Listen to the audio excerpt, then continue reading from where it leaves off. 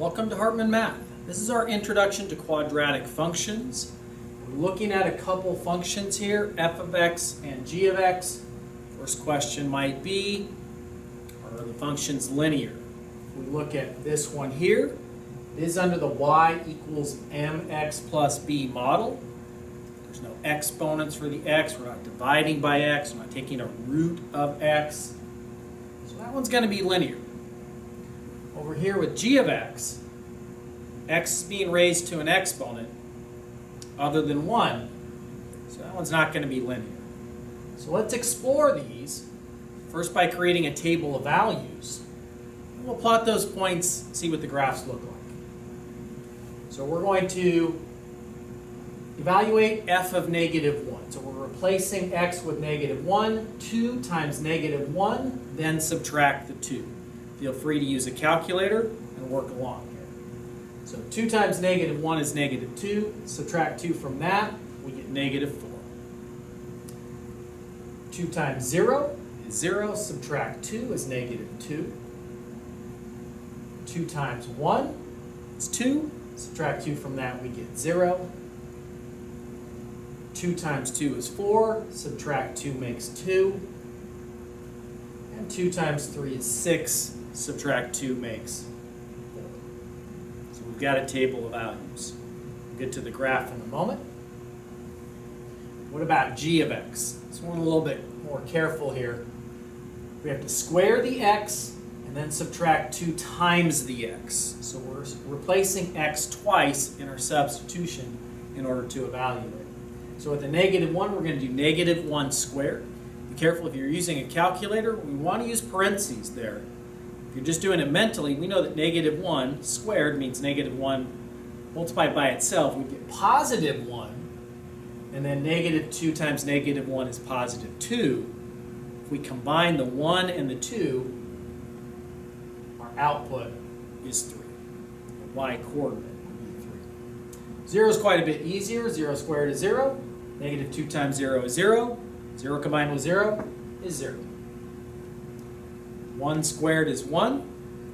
Negative 2 times 1 is negative 2. Combine 1 with negative 2, we get negative 1. 2 squared is 4. Negative 2 times 2 is negative 4.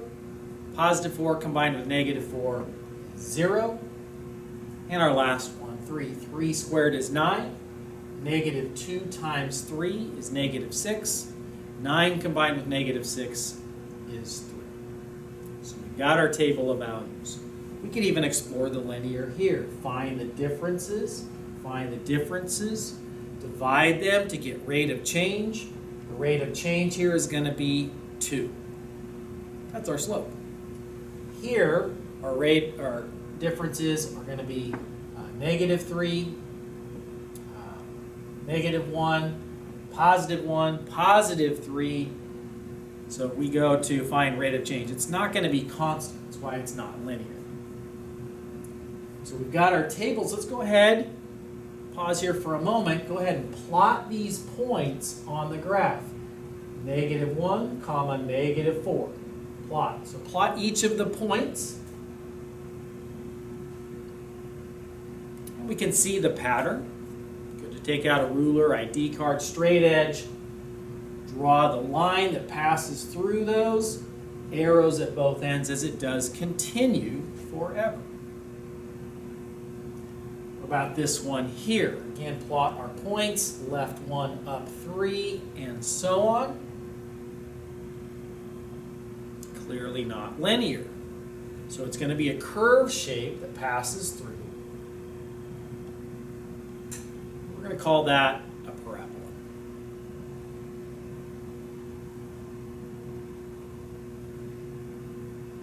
So let's kind of analyze a little bit about each.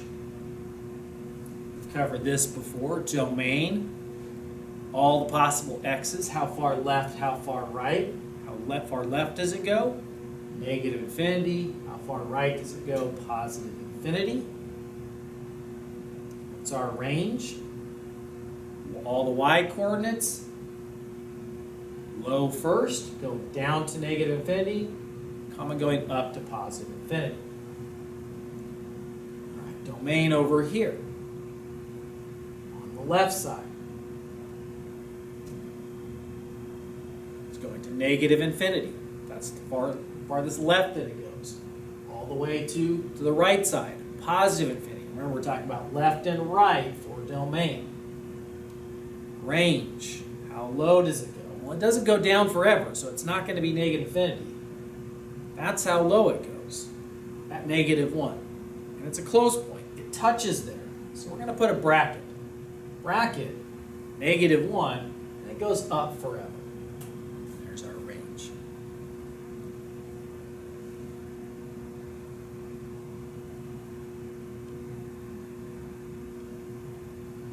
We're going to now focus just on the quadratic function here. We've got the graph already. Where is it increasing? Where is it decreasing? Remember, we're talking about domain intervals. So where does it start to go up? Remember, we would trace the graph from left to right. You're never allowed to go to the left. So it's going up on this part over here. It starts to go up at 1. Talking about x coordinates. 1, where does it stop going up? It doesn't. It's going to positive infinity to the right. So there's our increase. Where are we decreasing? That's the part that's decreasing. It's going down. Even though it's pointing this way, we have to go from left to right. So we'd say it starts decreasing here. It's pointing left forever, negative infinity, and it stops decreasing there at 1. Notice I didn't bother with constant. Neither one of these has a constant area. There's our increasing and decreasing. I'll kind of come back to this idea in a little bit.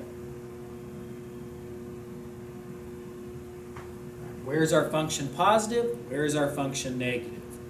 Remember, positive values are up here. +3, +6, +2. These are all places that have positive values when we're talking about the y-coordinates being positive. So we're looking above the x-axis. So where are we positive? There's two different places. There's this part and there's this part. So we're going to need two different intervals from here to here. From, again, x's, negative infinity, all the way until we get to 0. We would not include 0. It has to be strictly above. At 0, we're actually on the x-axis. We got this section over here. Starting here, it goes above, and then it goes forever to the right, staying above. So starting at 2, going to infinity, positive infinity. All right. Negative. If these are positive, the negative values are down here. -1, -0.5. If we had any points down here like -5, although we don't. So for negative, this is the part of the graph that's in the negative area, below the x-axis. Starting here until we get to here. Starting at 0 until 2, that's our interval where we're negative. Next, we're looking for a relative minimum or maximum. And our function might have both, but in terms of a quadratic function, it's really only going to have one of those things. And that's going to happen where our function changes from decreasing to increasing or increasing to decreasing. So again, if we kind of look back at what we had there, we were decreasing here, and then we were increasing there. Where did the change take place? Right here, at the vertex of the parabola, the lowest point. Since it's a lowest point, we would say that that's a minimum. That's the lowest that the function goes, and it occurs right there. So what we would say is, we would phrase this, it has a minimum value of, and then we're going to talk about the y-coordinate, because the value is the y-coordinate. So the y-coordinate here is -1. And that happens when there's an x-coordinate of, again, same point, what's the x-coordinate here? +1. We can also take a look at end behavior of our function. as x approaches positive infinity, meaning as we go right, right, right on our graph, right, right, right, where are we headed? We're headed up to positive infinity. As x approaches negative infinity, as we go left, left, left on our graph, left, left, left, left, left, where are we headed? We're headed towards positive infinity as well. Positive infinity on this side, positive infinity on this side. G of x refers to those y values. So we're looking at our graphic organizer for how to go about graphing and analyzing graphs of the quadratic functions, starting with our parent function, f of x equals x squared. So if we forget the shape, we can make a table of values. Standard, until we know otherwise, and we're going to need more x's than we did for linear, we would pick -2, -1, 0, 1, and 2. And then the function values are, we just square those numbers. So -2 squared means -2 times -2, 4, 1, 0, 1, 4. And that creates the table. We can get the points from there. The axis of symmetry, if we're talking about this from standard form, which we'll get to down here, standard form being f of x equals a times x squared plus b times x plus c. So over in here, no parentheses. That's a good way of identifying that. Being standard form, we just need to be able to identify the numbers that represent a, b, and c. And then we would calculate x equals, I like the opposite of b divided by 2 times a. So if our function had been f of x is equal to 3x squared minus 12x plus 8, and to calculate and find the axis of symmetry, which is a line, we would just do this calculation. So we would do x equals the opposite of b. Here's our b. b is -12. So positive 12 divided by 2 times a being 3. 2 times 3. So since the denominator is 2 times 3, that's 6. Positive 12 divided by 6 is 2. We get x equals 2 for an axis of symmetry, and that's a vertical line. So we're talking about this line right here being the axis of symmetry.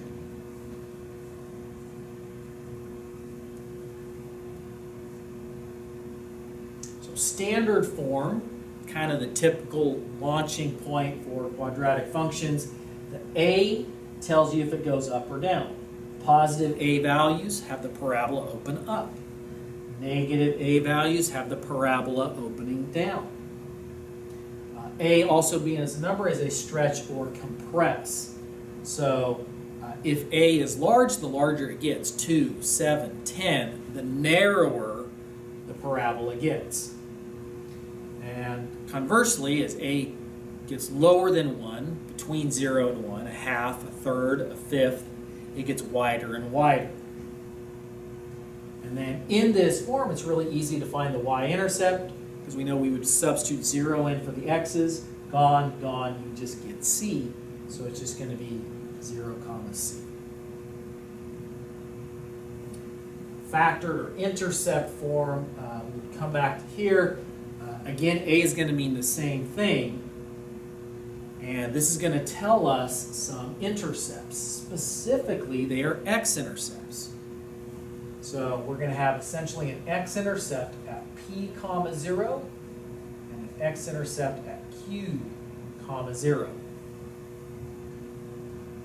So that gives you a couple points, and then we can use the idea of the axis of symmetry. Symmetry basically is going to be the line axis of symmetry cuts the parabola exactly in half. So we would know, based on these 2 points being on the x-axis, where the axis of symmetry is going to go.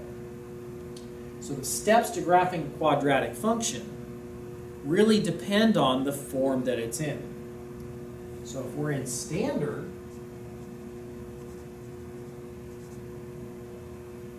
we're going to start by finding the axis of symmetry. go from there. If we're factored,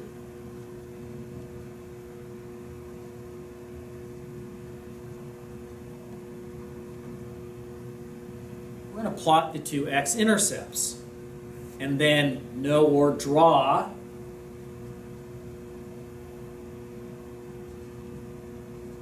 AOS, the axis of symmetry, and that's going to get us going. Because on the axis of symmetry is our most important point.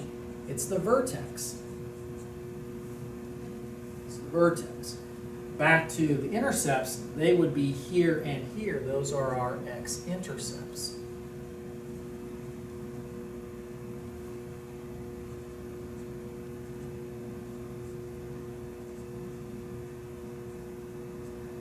Axis of symmetry. Once we've got that, we're going to know the x-coordinate of the vertex. We can just plug it in to find the y-coordinate. Easiest one to graph from is vertex form. So it looks like number times x minus h squared plus a number here being k. This essentially tells us, by looking at it, we can see the vertex. So we can plot the vertex right away.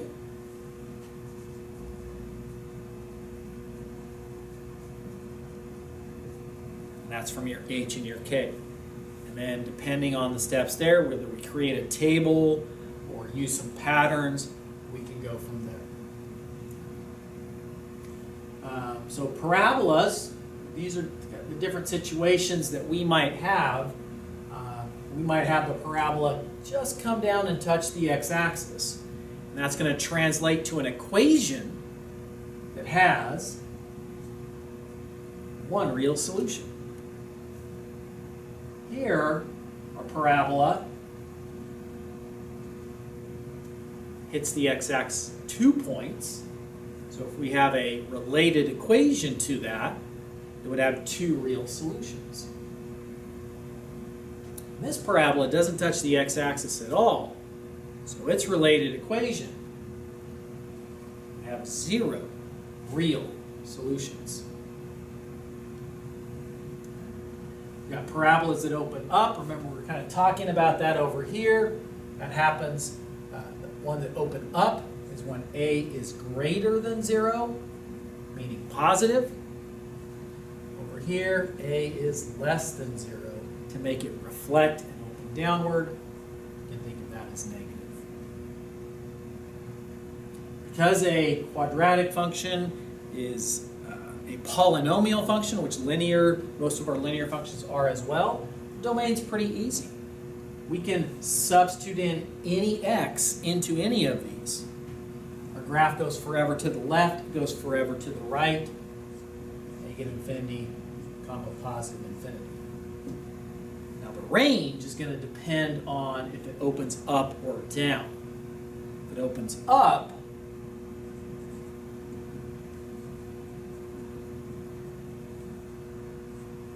it's going to be that bottom number from the vertex, the y-coordinate from the vertex. It's going to open up forever, so it's going to go up to infinity. If it opens down, going to go down to negative infinity, come up to the vertex,